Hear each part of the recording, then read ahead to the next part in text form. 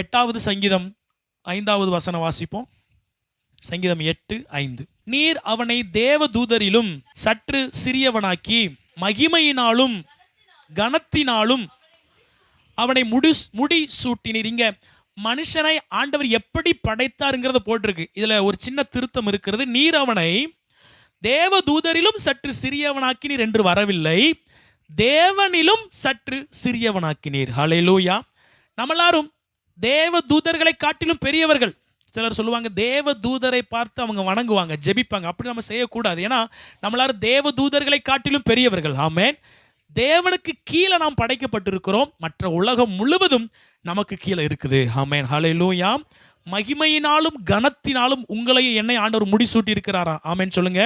எல்லாரும் தலையில கை வச்சு சொல்லுங்க, கர்த்தருடைய மகிமை என் மேல் இருக்கிறது. சொல்லுங்க, கர்த்தருடைய மகிமை என் மேல் இருக்கிறது. ஆமென். இந்த வசனத்தை கிரகிச்சு வீட்டில் போய் இதை ஞாபகப்படுத்தி சொல்லணும். இயேசு கிறிஸ்துவனுடைய மகிமை என் மேல் இருக்கிறது. எபிரேயருக்கு எழுதின நிருபம் 2வது அதிகாரம் 7வது வசனம் வாசிப்போம். அவனை தேவ தூதரிலும் சற்று சிறியவனாக்கினீர், மகிமையினாலும் கனத்தினாலும் அவனுக்கு முடிசூட்டி. போதும், மகிமையினாலும் கனத்தினாலும். நம்முடைய ஆண்டவர் நல்ல தலைவர். நல்ல தலைவர்னா என்ன தெரியுமா? அவரோட எல்லாம் முடிஞ்சு போயிடும் நினைக்கிறவர் நல்ல தலைவர் கிடையாது. அவருக்கு பின்பதாக ஒரு சந்ததியை ஏற்படுத்தி அவர்கிட்ட இருக்கிற பொறுப்பு எல்லாவற்றையும் அடுத்த சந்ததிட்ட கொடுத்துட்டு போகிறவர் தான் நல்ல தலைவர். அப்படிதானே?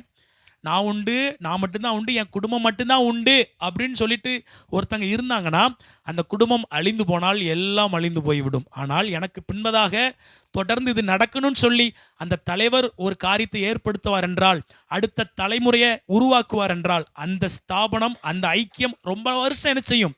இருக்கும். ஆண்டவர் மகிமையை அவர்கிட்ட மாத்திரம் வச்சுக்கிட்டு இருக்கிறவர் அல்ல, அந்த மகிமையை நமக்கும் கொடுத்து நம்மை முடிசூட்டி இருக்கிறார். ஹல்லேலூயா. ஒரு ராஜா கடைசி வரைக்கும் நான் மட்டும்தான் ஆளணும்னு நினைச்சாருன்னா அந்த ராஜ்யம் சீக்கிரம் உடஞ்சிரும். இல்லை, நான் கொஞ்சம் வருஷம் ஆளுவேன், எனக்கு பின்பதாக என்னுடைய பையன் ஆள வேண்டும் என்று சொல்லி பிறந்த உடனே இளவரசன் பிறந்துட்டாரு, பிரின்ஸ் பிறந்துட்டாருன்னு சொல்லி அடுத்த ராஜான்னு சொல்லி அப்படியே ட்ரெயின் பண்ணி ஒரு சில வருடத்தில் அந்த மகனை ராஜாவாக்கிடுவார். ஹல்லேலூயா. நம்ம உலகத்தில் பார்க்கிறோம், ஒரு நல்ல தகப்பன் ஏற்ற நேரம் வந்த உடனே தங்களுடைய சொத்துக்களை என்ன செஞ்சிருவாங்க? தன்னுடைய மகனுக்கு என்ன பண்ணுவாங்க? நல்ல தகப்பன்னா கரெக்டான டைமில் கொடுத்துருவாங்க. சிலர் பாருங்க கொடுக்கவே மாட்டாங்க. ஏன் காலத்துக்கு அப்புறம் பார்த்துக்கலாம். அதுக்கு அவங்க காலத்துக்கு அப்புறம் பசங்க அடித்து உருண்டு அந்த 1 ஏக்கர் நிலத்துக்காக 1000 கேஸை போட்டு, நல்ல தகப்பன்னா உயிரோடு இருக்கும் பொழுதே பசங்களுக்கு கரெக்டாக என்ன செஞ்சுருவாங்க? அதுதான் ஒரு நல்ல தகப்பனுக்கு அழகு. நம்முடைய ஆண்டவர் அவருடைய மகிமையை அவர் மாத்திரம் வைக்காம தம்முடைய பிள்ளைகளாகிய நமக்கு அவர் கொடுத்திருக்கிறாரு. ஹல்லேலூயா. மகிமை நான் என்ன சொன்னேன்? சாதாரண விஷயம் கிடையாதுங்க. நமக்கு அவர் கொடுத்த மகிமை அது கனம், அது உலகம் முழுவதை காட்டிலும் பெருசு. ஆமென். அது உங்கள் மேலே இருக்கு, நீங்கள் நம்பணும், நீங்கள் விசுவாசிக்கணும். சரிங்களா? சரி, இப்போ 2 விஷயத்தை சொல்லி நம்ம ஜெபித்து முடிக்க போகிறோம். கர்த்தருடைய மகிமைனா என்னன்னு பார்த்தோம். இந்த உலகத்திலே கர்த்தருடைய மகிமை தான் பெஸ்ட்டுன்னு பார்த்தோம்.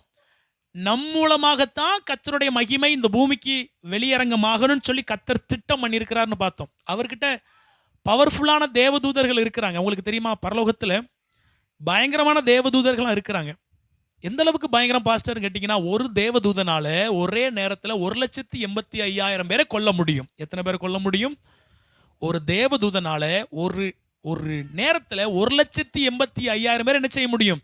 பைபிள் அதற்கு ஆதாரம் இருக்குது. ஒரு தேவதூதனால ஒரே நேரத்தில் ஒரு பட்டணத்தையே அழிக்க முடியும். சோதோம் குமாராங்கிற பட்டணம் 2 தேவதூதர்கள் போய் என்ன செஞ்சாங்க?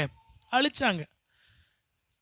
அவ்வளவு வல்லமையான தேவதூதர்கள் இருந்தும் கர்த்தர் ஏன் உங்களையும் என்னையும் இன்னும் வச்சிருக்கிறாரு, நமக்காக வெயிட் பண்றாருன்னா, நம்ம எல்லாரும் தேவதூதர்களை காட்டிலும் பெரியவர்கள். ஆமென். அவர்களை வச்சு பண்ணிட்டு போயிடலாம்.